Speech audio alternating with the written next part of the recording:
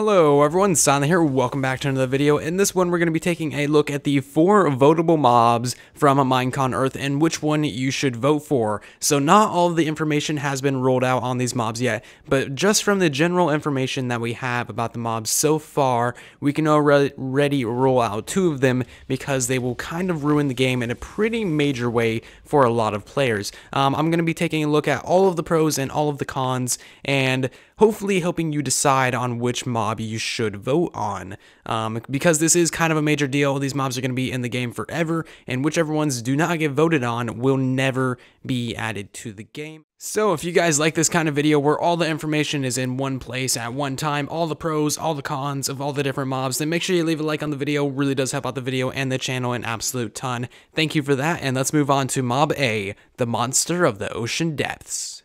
So for this video, I'm going to be kind of assuming that you have already seen these little 30-second detail videos of all the different kinds of mobs. If you have not seen them, or even if you have seen them, please do give them a rewatch because you may have missed a little detail. So Mob A actually looks pretty awesome. He is angry, he's out to get you, and he wants you dead. I have an in-game image here from a CubFan135. I think he may have took it himself, which is pretty cool. He's already gotten to play with these guys a little bit, I'm guessing, or maybe he got it from Mojang. I really don't know. But anyway, here's the look at the mob. It looks about what we all really expected it to look like. It's about the same size as a squid, and it has a lot of particle effects when it is propelling itself through the water. I'm assuming that's what it's doing right there. But anyway, this thing should be totally farmable, using a farm similar to that of a squid farm, just at a lower level. Again, we don't really know the technical details of these guys.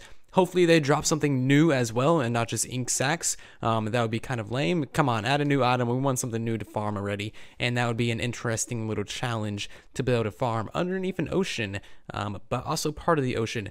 This guy looks like he's doing a very good job of killing the player. 1.5 hearts and 1 little air bubble. So, I mean, that is a good thing. So overall, pretty cool mob so far, right? Now let's take a look at the cons. The cons for this guy are actually pretty major, and that is why I would say not to vote for this guy. So the main question with the entire concept of this guy is, does it really need to be a challenge to boat across the ocean? Does it really need to be a challenge to get from your little spawn island over to the larger landmass where you may have your base? Does something in this game always need to be trying to kill you? That is the main question here. Isn't this supposed to be like a kid's game nowadays? That's my main problem with this guy, but that's not actually the main problem. Sorry, I lied. The main problem with this guy is that for guardian farms, flushing mob farms, and any kind of mob farm that is over an ocean, these guys are going to destroy your efficiency. These guys are going to fill up the mob cap, and you're not going to get any mob spawning. So, yeah, especially for guardian farms, you're just going to have a lot more work to do. With some of the mob farms, you might just be able to get a higher AFK point, but these guys, the only way to really prevent their spawns is to fill in the ocean up to a certain Y level, wherever these guys stop spawning, or maybe even the entire ocean. Again, we don't know the details. Or you're going to have to make an entire 128 block radius circle around your guardian farm in order to get actual good efficiency. So overall, very, very bad for mob farms, and that's why I would say do not vote for this guy. So on to Mob B. This guy is a flying hostile mob, the second one in the overworld if you count the Vex, and the third flying mob in the overworld if you count the Bat. So overall, we don't really know too much about this guy. He does look pretty cool, besides the fact that he doesn't look like he's aerodynamic enough to sustain flight for any extended period of time. He's looking pretty cool. This guy will spawn in air blocks, which is a whole nother problem. We'll talk about that in a little bit, but he's mainly going to be swooping down in groups of whatever these guys are called, which is cool. That's a whole nother fight on its own. I like that. That sounds fun. And he's going to be mainly attracted to insomnia, or players that have not slept in a while, which is cool. I've never heard of a type of mob that's attracted to some sort of effect like that, which is going to add a whole nother reason to sleep in the game, which is rather cool. I do like that concept.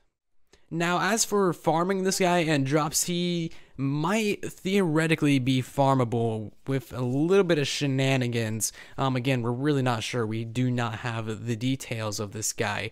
But as for drops, he's probably going to drop hopefully something new. Something new would be nice just for all the mobs in general. But if he doesn't drop something new, it's probably going to be either leather because he's a flying mob, or it's going to be paper because he looks like a whole bunch of cardboard boxes.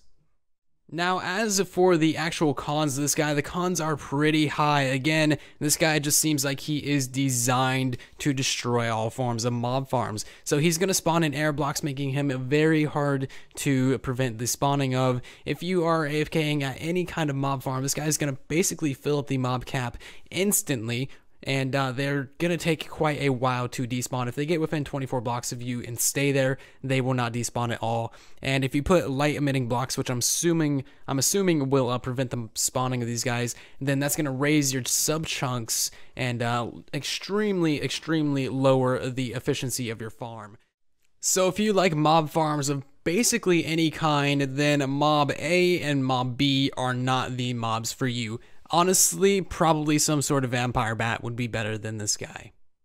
So now it is time to take a look at Mob C, and this guy is actually rather promising. He has some interesting abilities. Let's quickly watch a little bit of the video. It will open its huge jaw and sink into the ground where it will camouflage itself. Any mobs or items that fall into its mouth will be consumed. You should vote on this mob because it has some interesting enchanting powers. Maybe you can even use these abilities to your own advantage to add or remove enchantments from your own items.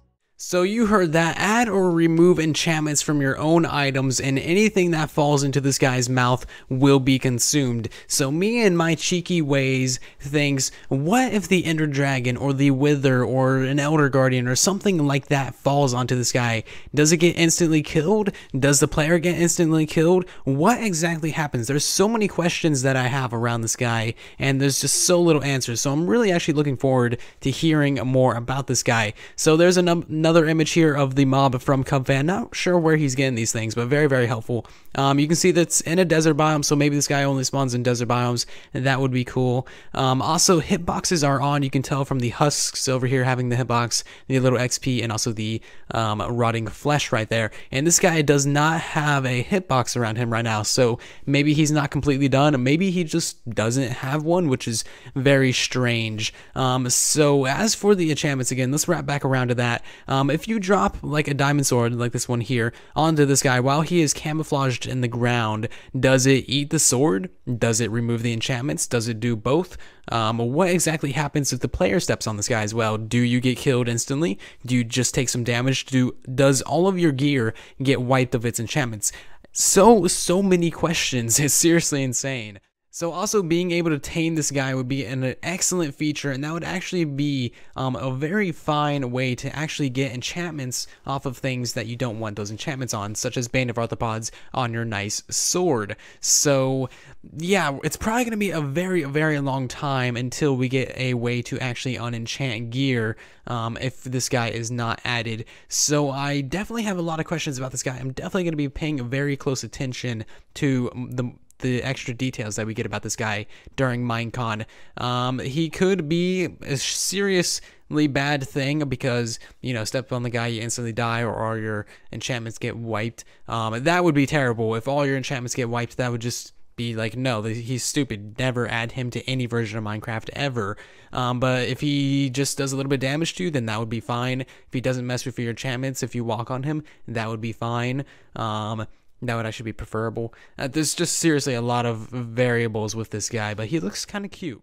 So the last mob that we're going to be talking about in this video is Mob D, the Hovering Inferno. This guy is a Master Blaze. He will spawn alongside blazes in the Nether Fortress, and he has a fiery shockwave attack that is very dangerous, and that honestly sounds pretty awesome. Jeb says you definitely need some flame protection to defeat him, which is awesome. This guy seems basically like a mini boss style mob, which we don't really have that many of, and honestly, you're already in the Nether, you're already getting attacked by fire and stuff, and you know, you might as well just add in another guy. He honestly seems the most promising out of any of the mobs, because Mob A and D, or sorry, Mob A and C, geez, A and B will just fill up the mob caps and kind of destroy mob farms. Mob C could be very bad for unenchanting all your gear, and this guy doesn't really have any cons besides just being a better blaze.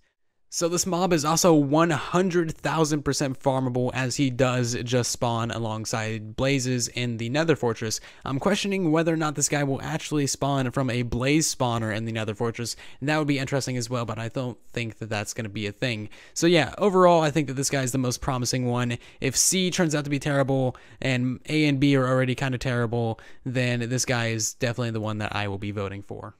Alright, so there are all the pros and all of the cons that I can think of each and every single one of these 4 mobs. Let's do a quick recap real quick. So this guy's nice, but he's going to fill up the mob cap, requiring you to do a lot more spawn proofing, filling in the ocean or removing the water in the ocean to prevent his spawn and get efficiency out of your mob farms. This guy is basically the same, except to prevent his spawns, you're going to have to put lighting up at the top of the world, which is going to raise your sub chunks and extremely destroy the efficiency of your farm. This guy can remove enchantments. We don't really know enough about this guy to really say too many cons about him, but he could wipe all the enchantments from your gear. He could instantly kill you and eat your items. We really don't know. This guy doesn't seem like he has too many cons besides the fact that he just wants to kill you. Also, this guy and this guy want to kill you as well, except they're in the overworld all the time, so you always have to deal with these guys pretty much. Especially this guy. You always got to deal with him. This guy is the only one that doesn't seem like he wants to kill you like directly. He's not going to come after you, but he does seem like he can kill you. We really do not have enough information about these guys. I'm definitely going to be paying very close attention to each and every single one of these, but I hope this video gave you enough facts, details, and a little bit of opinion thrown in there as well to help you guys inform your voting choice, because 3 of these guys will never get added to the game and 1 will be in the game forever. So this is kind of a huge deal. Anyway, thank you guys so very much for watching this video. I do hope that you did enjoy it. Please do leave a like if you did, and also subscribe if you're new. We just hit 3,000 subscribers today. That is pretty amazing. Thank you guys so very, very much for all of your support, and I hope that this video helped you out. Anyway, I'll see you guys down in the comment section and in the next video. Thanks for watching, and then there was silence.